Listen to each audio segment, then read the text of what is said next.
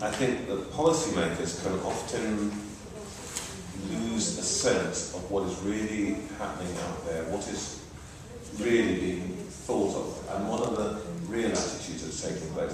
Certainly in this country, one thing that's very striking to me is that there are very, very different ideas about the nature of difference, particularly racial and religious difference, for people under the age of, let's say, 35, compared to people over 35.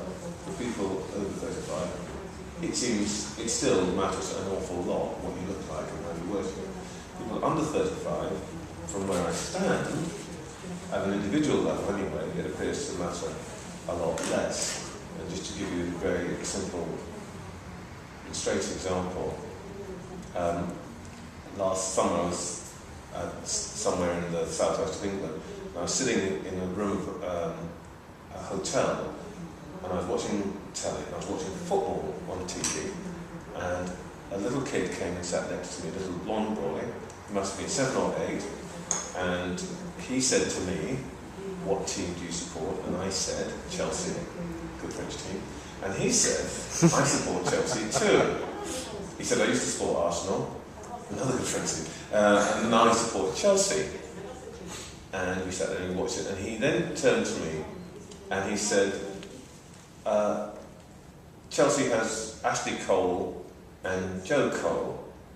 I said, "Yeah, actually that's true. They're both Chelsea players. One used to be an Arsenal player.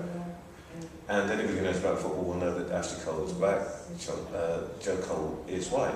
And he said to me, "Are they brothers?" And I thought, hello.